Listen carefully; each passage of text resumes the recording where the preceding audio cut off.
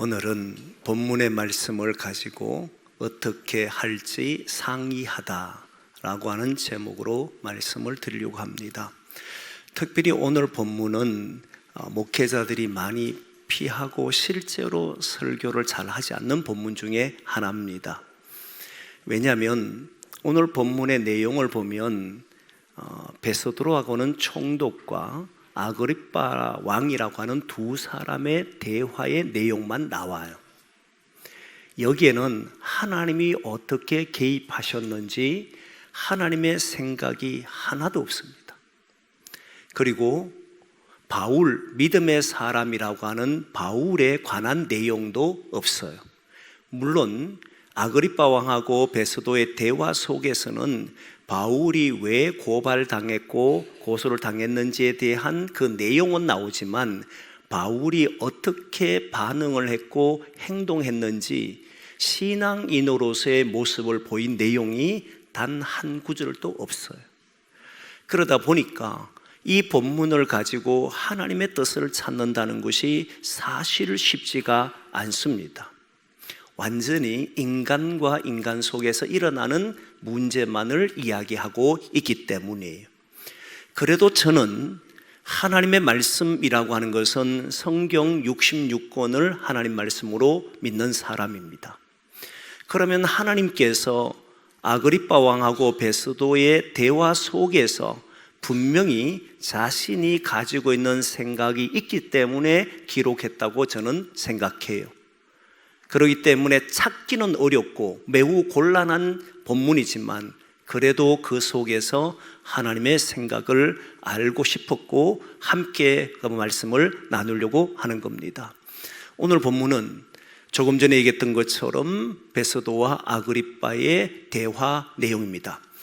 그 대화의 내용에 이루어지게 된 배경은 아그리빠 왕이 베소도를 방문하러 문안 인사로 옵니다. 가이사라에 머물고 있는 베소도에게 이 아그리빠 왕이 문안하러 오는데 왜 가이사라에 오느냐면 가이사랴가 당시 유대 땅에서는 행정 중심 수도입니다. 유대인들에게는 예루살렘이지만 로마에서는 가이사라를 유대 땅의 행정 중심 수도가 있고 그리고 총독 관저도 거기에 있었습니다. 그러니까 당연히 총독이 부임하면 가이사라에 오게 되어 있습니다. 그런데 이상한 점은 아그리빠라고 하는 사람이 왕이다라고 칭하고 있는데 왕이 총독에게 와서 문안 인사하러 왔다는 사실이에요. 이상하잖아요. 이 관계가 어떠하냐면 사실 아그리빠 왕은 로마 사람이 아닙니다. 로마 사람이 아니고 유대 땅을 다스리기 위해서 그 땅에 분봉왕으로 세운 사람의 집안이에요. 이 아그리빠의 할아버지가 누구냐면 예수님이 태어날 때의 헤롯 대왕이 바로 아그리빠의 할아버지예요. 예수님이 태어날 때 유대 땅을 통치했던 그 왕이 헤롯이잖아요. 그 헤롯이 바로 아그리빠의 할아버지가 되는 거예요. 그리고 그의 아버지는 누구냐면 헤롯 아그리빠라고 해서 야고보 교회가 한참 이제 예수 그리스도를 믿고 전하기 시작했을 때 유대인들의 환심을 사려고 사도들을 잡으려고 했고 죽인 일이 있었는데 그 중에 야고보가 순교를 합니다. 그때 당시에 유대 땅을 다스린 왕이 헤롯 아그리빠라고 하는 사람이에요. 자기 아버지가 그렇게 한 거예요. 그리고 오늘 본문에 등장하는 아그리빠는 그의 아들 아그리빠로서 지금은 헤롯 대왕 때나 헤롯 아그리빠 때보다는 그 권한이 매우 축소됐지만 그래도 유대 땅 어느 한 지역을 다스리는 왕으로 있었던 겁니다. 그러니까 당연히 베소도는 로마 사람이고 로마에서 귀족 집안 출신이기 때문에 로마에서 파송된 사람이 총독으로 파송되면 그 지역을 다스리고 있던 왕이 문안 인사로 왔던 겁니다. 이제 이 점은 이해가 될 거예요. 그런데 오늘 본문을 보면 베소도가 아그리빠 왕과 상의하는 내용이 나옵니다. 어찌할지를 몰라서 어찌해야 될지를 몰라서 아그리빠 왕하고 상의하는 내용이 나옵니다. 그래서 오늘 본문의 제목을 어떻게 할지 상의하다라고 하는 제목을 정했는데, 보통 이렇게 정하면 당연히 우리는 이렇게 생각합니다. 우리가 상의해야 될 대상은 하나님입니다. 믿는 사람들은 하나님과 상의를 하셔야 합니다 라고 하는 쪽으로 이끌어갑니다. 저는 신앙인으로서 당연한 태도라고 생각합니다. 하지만 그 방향으로 맞추지는 않습니다. 오늘 아그리빠 왕과 베소도가 대화하는 내용을 통해서 보면 베소도가 고민한 게 있다는 것을 알 수가 있습니다. 어떤 고민이냐면 이 바울이 로마 황제에게 상소를 했다는 사실이에요. 총독은 로마 사람이 상소를 하게 되면, 황제에게 나는 신문을 받겠다라고 말하게 되면 그 내용을 기각할 수가 없어요. 반드시 로마 황제에게 보내야 됩니다. 그런데 왜 베소도는 그러면 보내면 되지, 이미 앞절에 나온 내용대로 베소도가 바울을 신문한 결과 바울에게는 어떠한 제목도 찾지를 못했단 말이에요. 그러나 유대인들이 바울을 죽이려고 하는 음모를 가지고 예루살렘 보내달라는 이야기를 듣고는 그들의 환심을, 이제 그 이야기는 베소도는 모르지만, 그러나 그들이 보내달라는 이야기를 듣고는 예루살렘으로 가겠느냐라고 했을 때에 바울은 나는 로마에 가서 황제에게 신문을 받겠다 했단 말입니다. 그리고 바로 그 앞절에 보면, 오늘 본문 앞절에 보면 베소도는 거기에 배석한 사람들과 함께 의논을 해서 가이사에게, 황제에게 보내기로 했단 말입니다. 그런데 말라고 이거 고민을 하냐 이거예요. 보내면 되지. 그런데 아그리빠 왕하고 상의를 했다는 거예요. 왜 상의를 하냐면 일각에서는 이렇게 말합니다. 조금 전에 얘기했던 것처럼 유대인들의 환심을 사려고 했던 베소도가 바울을 보내면 혹시 유대인들에게 미움을 받을까봐, 또는 소동이 일어날까봐, 폭동이 일어날까봐 염려해서 보냈다라고 말하는 사람도 있습니다. 저는 일부는 인정을 합니다. 하지만 저는 그것을 마음속으로는 인정을 잘 하지 않아요. 이유가 뭐냐면 베소도와 아그리빠 왕의 대화 내용을 보면 바울을 보내지 않으려고 애쓰거나 유대인들이 이렇게 바라는데 내가 어떻게 하면 좋겠느냐라고 말하는 흔적이 없어요.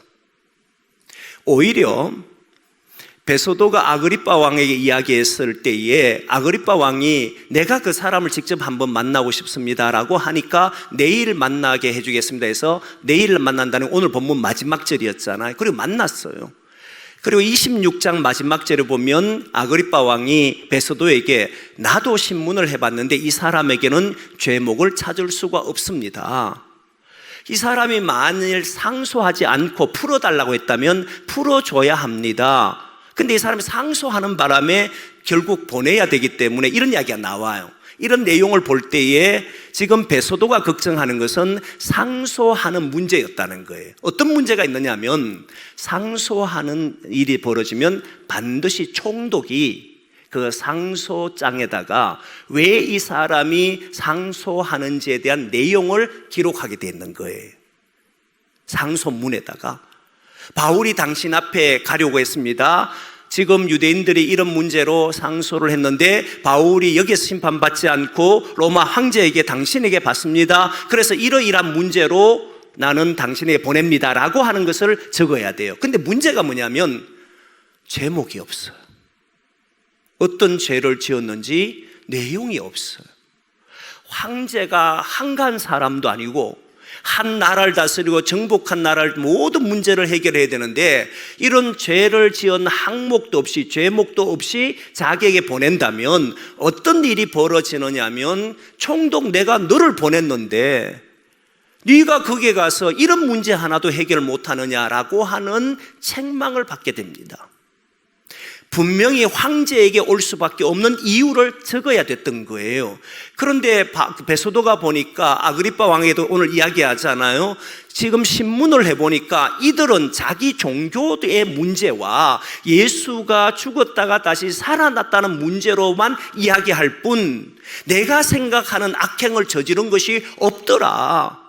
어떻게 하면 좋으냐라고 물었던 겁니다. 상소장에 뭘 적어야 되느냐 이 문제였어요. 그 내용이 없으니까. 여러분 아시지만 어떤 곳에 장이 되든지 책임자가 되면, 지도자가 되면 제일 듣기 싫어하는 소리와 제일 자존심 상한 소리가 뭐냐면 능력이 없다는 소리예요. 실력이 없다.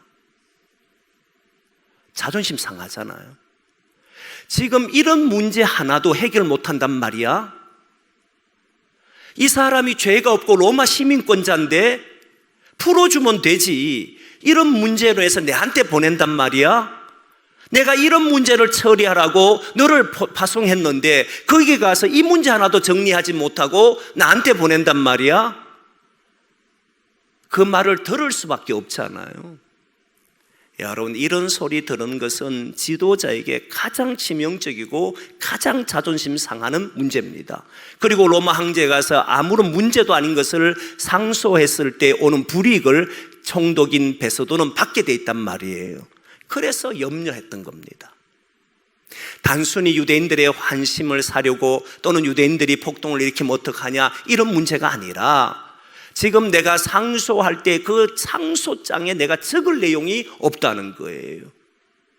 그런데 여러분, 아그리빠 왕하고 상의를 하고 난 후에 그 상소장을 보내는데 놀랍게도 로마 황제는 책망을 하지를 않습니다. 상의를 잘한 거죠. 저는 여기에서 여러분들에게 이 말씀을 통해서 말씀을 드리고 싶은 게 있는 거예요. 인간과 인간이 살아도 어떤 문제가 부딪히면 상의를 해야 한다는 거예요. 상의를 잘해야 돼요. 여러분, 지도자가 돼 보면 상의하지 않고 내가 어떤 곳에 주권자가 되거나 거기에 결정권자가 되면 자기의 뜻대로 자기의 생각대로 행동하는 사람들이 이 세상에도 의외로 많습니다. 놀랍게도 기독인 안에도 그런 경우가 많아요. 분명히 베소도는 이 문제를 혼자서 처리해야 되는 문제고 혼자서 감당할 문제임에도 불구하고 어찌해야 될지 알지 못하는 문제가 생겼을 때 아그리빠 왕이라고 하는 사람에게 함께 상의하면서 답을 찾더라는 거예요. 저는 기독인들은 제일 먼저 상의해야 될 분이 하나님이라고 생각합니다. 우리의 문제를 가지고 하나님 앞에 아뢰고 하나님의 뜻을 구하는 일을 해야 된다고 생각합니다. 이건 변하지 않아요. 하지만 기독인들도 반드시 하나님의 뜻을 알기 위해 상의도 해야지만 하나님이 함께 하도록 붙여준 많은 사람들과 함께 어떤 문제를 가지고 상의할 수 있어야 한다고 생각합니다. 자기가 알지 못하는 것이 드러나면 부끄러움을 당할까봐 또는 잘못될까봐 생각해서 상의하지 않고 자기 고집을 부리고 자기의 힘을 사용하는 경우는 어리석다고 생각돼요. 많은 사람들은 능력 없다 소리 들을까봐, 힘이 없다는 소리 들을까봐, 실력이 없다는 소리 들을까봐 소리를 지르고 강제로 하고 힘으로 누리려고 하는 사람들이 있습니다. 이것은 다른 말로 하면 그 속에는 자기 자신이 스스로 능력이 없다고 하는 소리다, 그렇게 보이는 거예요. 사람들에게 강요하고 강제하고 힘으로 누르게 하고 내 말 들으라고 이야기하고 이런 모든 소리는 결국은 나는 그거를 설득할 만한 능력이 없다는 이야기잖아요. 하나님께서 우리에게 하시는 방식은 바로 기독인의 삶의 방식이 되는 거잖아요. 하나님은 천지를 창조하시고 우리 인간을 만드시고 언제나 우리와 대화해 오셨잖아요. 하나님은 절대 주권을 가지고 있음에도 불구하고 언제나 우리의 생각도 들으시고 우리가 기도했을 때 하나님의 뜻도 변개하시는 분이 하나님이시잖아요. 하나님 우리와 언제나 나누시고 분명히 우리의 길을 인도하시고 모든 것을 절대적으로 다 하실 수 있는 분임에도 불구하고 끊임없이 우리의 주체성을 인정하시고 대화하시고 함께 하시려고 하는 분이 우리 하나님이잖아요. 그걸 믿는 우리들이 그게 우리의 신앙이고 우리의 삶이라고 믿는 사람들이 주의 일을 감당하고 가정에서든 직장에서든 어느 곳에든지 어느 상황에서든지 언제나 대화하고 언제나 상의하고 하나님 앞에 기도하는 것은 1번이요 하나님의 뜻을 구하는 것은 우리의 삶의 원칙이요 그것은 우리가 고수해야 될 일이지만 함께 대화하는 사람들도 있다는 사실을 잊지 말아야 하잖아요. 부모가 자녀에게 강요를 하고 야단만 치고 소리를 지르는 것이 부모가 아니라 끊임없이 그들의 생각을 들어주고 함께 대화하고 함께 걸어가고 함께 하는 것이 부모의 역할이잖아요. 남편과 아내가 서로 대화하고 상의하는 것, 이건 반드시 기독인의 삶의 원칙이잖아요. 하나님이 우리하고 대화하시는데, 하나님이 오늘 또 우리와 생각을 나누시는데 왜 우리는 그런 대화를 하지 않고 살아가느냐 이 말. 언제나 대화한다. 남편과 아내가 대화하고 자식이 부모와 대화하고 부모가 자식과 대화하고 이웃과 대화하고 교인들이 함께 대화하고 내가 어떤 자리에 있다 할지라도 그 문제를 가지고 서로 상의하고 어떻게 하면 좋을지를 나누는 이 역할은 우리가 해야 한다는 겁니다. 저와 여러분들이 그렇게 살아가기를 원합니다. 가족끼리 모였을 때 또는 교회 성도들끼리 서로 모였을 때 서로의 주장을 하는 것이 아니라 대화를 통해서 계속 만들어가는 것이 저는 그게 하나님이 우리에게 보여준 삶의 방식이라고 보여집니다. 베소도와 아그리빠는 신앙인이 아닙니다. 그럼에도 불구하고 이 문제를 가지고 상의를 했고 가장 좋은 방법을 택하여서 상소를 했을 때 그때 로마의 황제는 그걸 받아들였고 바울의 문제를 해결합니다. 그렇게 대화가 되더라는 거예요. 사랑하는 성도 여러분, 저와 여러분은 기독인입니다. 기독인은 자기의 멋대로 행동하는 사람이 아니라는 거예요. 주님이 우리에게 끊임없이 기다리시고 말씀하시고 약속하시고 그 약속 속에 또 대화를 하시고 우리를 이끌어가는 것처럼 우리도 그렇게 살아가는 것이 기독인이 되어야 한다는 거예요. 이번 명절이 다가옵니다. 특별히 다가올 때 서로 많은 대화를 할 수 있기를 원합니다. 서로 모였을 때마다 내가 자존심 상할까봐, 내가 능력 없는 사람 될까봐 그것 때문에 두려워서 자기 감정을 드러내지 말고 서로 대화를 통해서 서로가 주님의 뜻을 이루어가는 일에 함께하기를 원합니다. 오늘 본문의 베소도와 아그리빠는 놀랍게도 이들이 만약에 유대인들에게 환심을 사려고 했다면 잘못된 수를 썼겠잖아요. 그런 내용이 없어요. 오히려 바울을 어떻게 하면 좋을지, 내가 상소를 어떻게 하면 좋을지, 자신이 물론 이 베소도는 자기가 실력 없다는 소리를 들을까봐 두려운 것 있지만 그러나 문제를 해결하기 위해서 노력하고 있다는 사실이잖아요. 우리 믿음의 성도는 어떤 문제가 일어날 때 주님 앞에 기도도 하지만 또한 성도들과 함께 대화하며 문제를 해결하려고 하시라. 내 생각대로 따라오는 것이 아니라 다시 문제를 가지고 대화하고 그 문제 속에서 주의 뜻을 발견하고 더 나은 길로, 더 기뻐하는 길로, 하나님이 원하시는 길로 걸어가도록 끊임없이 상의하고 대화할 수 있는 그런 성도가 저와 여러분 되기를 원합니다. 오늘 본문의 중요한 문제는 이번부터인데, 여러분 오늘 본문에 처음에 제가 이야기했을 때 이 본문에서는 하나님의 손길이 보이지 않는다는 사실이에요. 바울도 등장하지 않습니다. 과연 이것이 성경에 기록되어야 하는가 싶을 정도로 하나님의 역사는 여기에 나타나지 않아요. 그런데 이 말씀을 기록했습니다.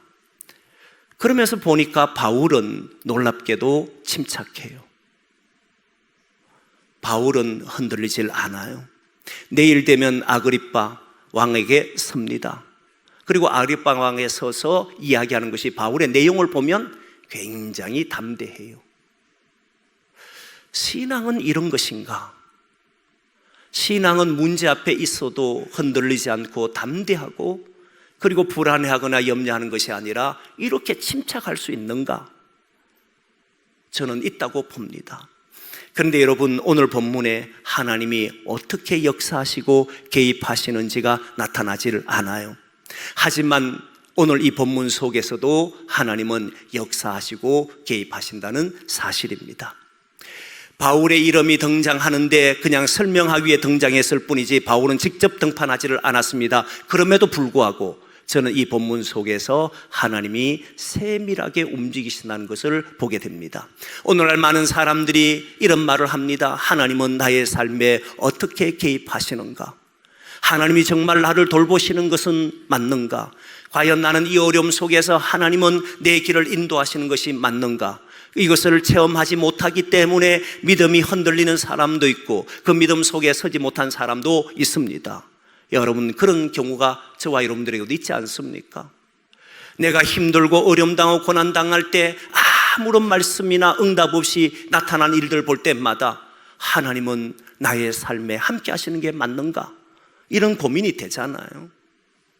여러분, 오늘 바울을 보십시오. 바울이 처음에 예루살렘으로 올 때에 그는 잡히는 줄 알았습니다. 핍박과 능욕당하는 줄 알았습니다. 그리고 실제 고난을 당했습니다. 그런데 그날 밤 주님께서 네가 예루살렘에서 나를 위해서 이렇게 정언하였던 것처럼 로마에 가서도 정언하여야 되리라 하는 말씀을 듣게 됩니다. 그런데 여러분, 시간이 얼마 지난지 아시잖아요. 2년이에요. 2년. 여러분, 만일 그 말을 우리가 들었다면, 오늘 밤에 그 말 들었다면 2년의 시간이 지난 뒤에 일이 이루어질 거라고 생각하겠습니까? 아마 곧 로마로 가겠지. 우리는 보기에 바울이 로마로 결국은 가기 때문에 바울은 이렇게 하나님 인도하셨구나라고 생각할 수 있지만 당사자인 바울은 아무런 역사가 일어나지 않았잖아요. 오히려 벨릭스라고 하는 총독이 자기를 구금시켜가지고 2년 동안 자기한테 돈 받으려고만 하는 이런 일을 행했고, 베소도고도 와서는 자기를 로마로 보낼 생각보다는 오히려 예루살렘으로 보내려고 하는 이런 노력들밖에 보이지 않잖아요. 하루 이틀이 아니잖아요. 2년 동안 바울은 도대체 하나님이 함께 하시는가? 왜 아무런 응답이 없으신가? 하나님은 나를 로마로 가서 정언하게 하신다고 했는데 왜 아무런 기미조차 보이지 않는가? 움직임이 이렇게 없는가? 도대체 하나님의 역사는 어디 있는가? 이렇게 말할 수 있는 입장이라고 생각합니다. 그런데 단 한마디도 그 말하지 않잖아요. 이 본문에서 이런 말이 있어도 바울은 흔들리지 않잖아요. 굉장히 침착하잖아요. 그는 감옥에 있어도 조금도 불안해하지 않잖아요. 이유가 무엇이냐면 그는 이 속에서도, 이 세상에 움직이는 속에서 하나님이 역사하신다는 사실을 믿었기 때문이에요. 어떻게 그것을 믿었느냐? 바울은 약속의 말씀을 붙들었습니다. 여러분, 모든 믿음의 사람들은 그렇게 붙들었어요. 아브라함 같은 경우도 430년 후에, 400년 후에 일어날 것을 이야기했습니다. 400년 동안 그는 흔들리지 않았습니다. 이유가 무엇이냐면 약속을 가지고 하나님이 침묵할 때에도, 하나님이 아무런 역사에 개입하지 않는 것처럼 느낄 때에도 그는 두려워하거나 흔들리지 않았습니다. 이유가 뭐냐면 그 앞에 나와 약속하신 하나님의 말씀이 있었기 때문이잖아요. 그리고 세상을 보는 거예요. 어두운 날들이 지나가고 캄캄하고 아픔과 고통의 시간이 지나가도 그때도 하나님은 여기에서 나를 건져 주실 것이라고. 내가 사망의 음침한 골짜기에 이를지라도 해를 두려워하지 않는 것은 주의 지팡이의 막대기가 나를 안위하실 것이라고. 이 믿음을 다 가지고 그 하나님의 약속을 붙들고 보니까 아무것도 움직이지 않는 속에서 여전히 하나님은 나와 함께 한다는, 그걸 고백했던 사람들이 믿음의 사람들이잖아요. 바울은 20년 뒤에, 30년 뒤에 로마에 갈지, 내일 갈지, 아니면 2년 뒤에 갈지 그는 몰랐습니다. 다만 그가 아는 것은 단 한 가지, 주님께서 나를 로마에 가서 모든 사람 앞에 정언하게 할 것이라는 이 한 가지 사실은 알았어요. 하나님이 우리와 함께 하신다. 이 세상 끝날까지 우리를 사랑하시고 버리지 아니하신다. 우리가 하나님 나라 이루도록 우리를 이끄신다는 것이 우리에게 준 약속이지 않습니까? 우리는 이 약속을 믿잖아요. 그리고 우리는 어떻게 체험하느냐 하면, 때로는 우리는 살아가다 보면 깜깜한 시간을 보냅니다. 너무나도 두려운 시간을 맞이할 수도 있습니다. 도무지 함께 한다고 느껴지지 않는 순간이 있을 수 있습니다. 그런데 신앙인은 뭘 가지고 있느냐 하면 이 속에서도 나와 하나님은 함께 하신다. 이 속에서도 하나님은 나를 구원하신다. 끝내 하나님은 나를 죽음 가운데 있게 하지 아니하실 것이라, 이 믿음을 가지고 세상을 보잖아요. 이것을 가지고 세상을 보는 사람들은 작은 하나의 문제가 해결될 때마다 바로 하나님의 역사가 이렇게 나타나는군요, 바로 체험됩니다. 시간이 오래 걸려도 그것이 흔들리는 것이 아니라 작은 하나하나의 부분을 통해서 그는 하나님의 살아계심을 경험하고 하나님이 나와 함께 한다는 것이 이런 것이었네요. 조용하게 아무것도 일어나지 않는 것처럼 보이는데 아그리빠와 베소도가 대화한다는 내용을 들었을 때 하나님은 이렇게 역사하시는구나, 여기에는 아무 일도 일어나지 않는 것처럼 보여도 바울은 거기에서 하나님은 일을 하고 계시는구나, 이거를 체험했다는 사실. 뭔가 대단한 일이 금방금방 일어나고 약속한 것이 내일 이루어지고 이루기 때문에 하나님이 나와 함께 하신다고 소리한 것이 아니라 바울은 반드시 나를 로마로 보내신다는 주의 약속을 믿고 오늘 내가 구금당한 채 있어도, 저 사람이 나를 해하려고 하는 모습이 있어도, 유대인들이 나를 죽이려고 하는 모습이 있어도 하나님은 나를 로마에 보내신다는 이 확신이 있었기 때문에 오늘 베스도와 아그리빠가 대화하는 속에도 하나님은 함께 하시는구나, 내가 그 자리에 있지 않아도, 나의 삶에는 아무런 기척도 보이지 않아도 주님은 거기에도 함께 하시구나. 그리고 문제가 하나씩 해결될 때마다 믿음의 사람들이 고백하는 말이 주의 약속의 말씀이 이루어졌습니다라고 고백하잖아요. 이게 체험이라는 거예요. 여러분 주의 약속의 말씀을 붙들고 살아가기를 원합니다. 주님은 여러분들을 주님 나라 이룰 때까지 지켜주신다 약속했습니다. 하나님이 도우신다 약속했습니다. 두려워하지 마십시오. 신앙인들은 그 속에서 어려움과 힘듦이 있어도 하나님의 이 약속의 말씀을 붙들고 오늘도 걸어갑니다. 서로 오늘 내 목숨을 다한다 할지라도 마침내 주님은 나를 부활하게 하셔서 생명을 얻게 하시고 영원한 삶을 누리게 하신다는 것을 우리는 믿습니다. 그러기에 오늘 또 나와 함께 하시는 주님을 경험하며 살아가는 거잖아요. 작은 하나하나, 세밀하게 다가오시는 하나하나, 우리는 눈치를 챌 수도 없고 도무지 아무것도 일어나지 않는 것처럼 보이는 그 순간순간에도 여전히 주님은 우리와 함께 하심을 보이잖아요. 이건 그것을 본 사람들이 모두 고백하는 내용이잖아요. 바울은 그걸 믿었기에 2년 동안 단 한 번도 불평하지 않았습니다. 왜 나를 보내주신다더니 이렇게 고생시킵니까? 왜 내가 2년 동안 사로잡혀 있어야 됩니까? 왜 나는 자유를 못 누립니까? 이런 말을 하지 않았잖아요. 하나님이 끝내 나를 보내신 줄 알았기에 감옥에 있던 어디에 있던 그는 찬송하고 기도하고 감사함으로 주의 일을 바라보고 살았던 사람이 바울이잖아요. 저와 여러분에게 이런 믿음이 있기를 소망합니다. 두려움이 일어날 거예요. 불안함도 있을 겁니다. 그런데 그때마다 내 앞에 주님의 약속하신 말씀을 붙드십시오. 나와 함께 하시겠다고, 세상 끝날까지 나를 사랑하시겠다고 하는 이 약속의 말씀을 붙들고 오늘 또 마주하시면 주님이 나와 함께 하시는 것을 체험하게 되는 줄 믿습니다. 세상에 아무 일도 일어나지 않아도 주님은 일하시고 계신 줄 믿습니다. 이 믿음 갖고 저와 여러분 살아가기를 소망합니다. 기도하겠습니다.